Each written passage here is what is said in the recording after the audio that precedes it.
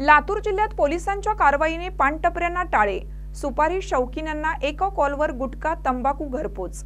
लातूर जिल्ह्यात गुटखा खाणाऱ्यांची संख्या काही कमी नाही।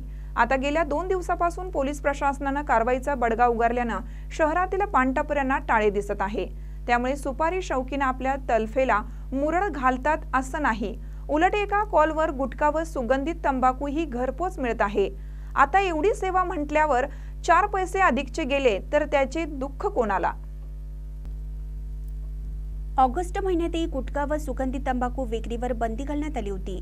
नव्याने रुजू झालेले पोलीस उपमहानिरीक्षक शहाजी उमप यांच्या आदेशाने सुरू झालेली कारवाई ही काही दिवसापुरती असेल असा समज सर्वांचाच झाला होता।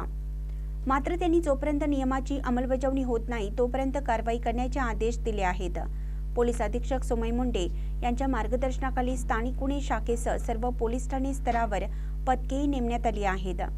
24 सप्टेंबर रोजी संबंध जिल्ह्यात कारवाईचं सत्र सुरू होतं। यामध्ये 21 गुन्हे दाखल झाले आहेत। झालेली कारवाई ही निश्चितच समाधानकारक तर नाहीच, पण त्यामुळे गुटखा मिळणं बंद झालं असंही नाही। गुटखा सेवन करणारे हे थेट फोनवरून गुटखा मागवून घेत आहेत असं चित्र दिसून येत आहे। महानकरी न्यूजसाठी सतीश चंदे, लातूर। ताज्या बातम्यांसाठी महानकरीला सबस्क्राइब करा आणि बेल आयकॉनला क्लिक करा।